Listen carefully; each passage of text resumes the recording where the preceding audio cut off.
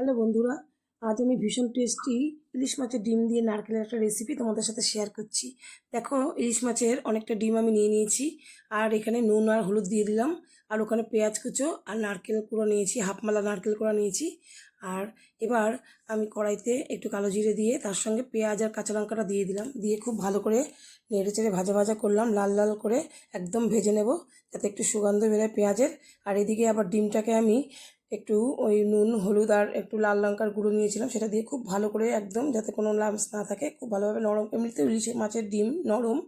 আর 1 চামচ আমি রসুন দিয়ে দিলাম, রসুন বাটা। এবার আমি নারকেল কোড়ানো, এখানে হাফমালা নারকেল কোড়ানো আছে, দিয়ে খুব ভালোভাবে মিশিয়ে নিলাম। নারকেল কোড়ানোটার সঙ্গে ডিমটা একদম খুব ভালোভাবে মিশে গেছে।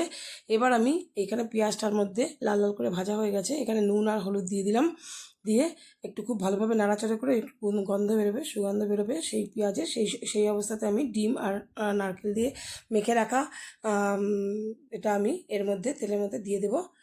দিয়ে আমি খুব ভালোভাবে নাড়াচাড়া করে পেঁয়াজের সঙ্গে মিশিয়ে নেব তেলের মধ্যে। এটা খুব ভাজা ভাজা হয়ে একদম ঝুরঝুরে হয়ে যাবে। দেখতে থাকো বন্ধুরা।